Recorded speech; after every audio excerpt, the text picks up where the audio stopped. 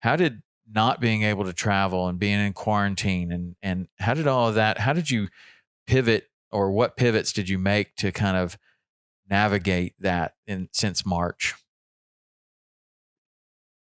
Yeah, that's a good question.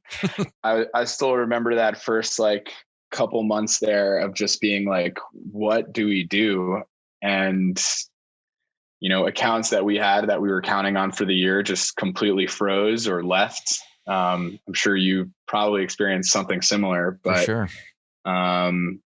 we had to be kind of creative and we started from scratch. Like, what do we do here? The first thing we did was found a way to launch a series called Staying Afloat. And it was an interview and Instagram live series with anglers and guides and fly shops that were all hurting. And we, talked about how they were being affected by COVID and how people could support them and how they were going to get through it.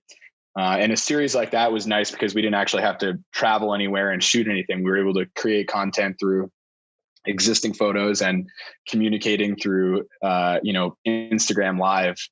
So that was kind of the first pivot we did, and utilizing that interactive platform like an Instagram live was something that, we saw a lot of value in, and that's definitely something that's changed. And we're trying to do more of this year.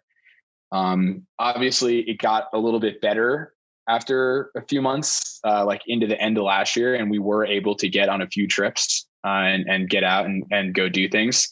And another pivot, really, because for the last few years, we've been traveling to Argentina and Iceland and the Seychelles and Christmas Island and all these different places. We've been super fortunate to be able to work with some of these fly fishing lodges. And this year it was like nothing. We were supposed to go to Sweden. We were supposed to go to Iceland.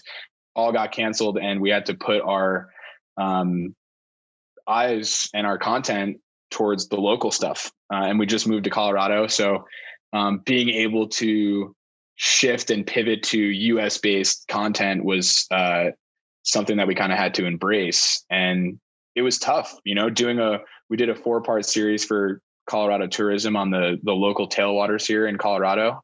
And we had to be extremely careful with not blowing up people's hotspots and backyards. And, but it really, for me, it was, I did the whole road trip with another one of our guys, and it allowed me to see how valuable our backyards were and how we really need to protect these areas. And especially in a year where the industry's grown so much,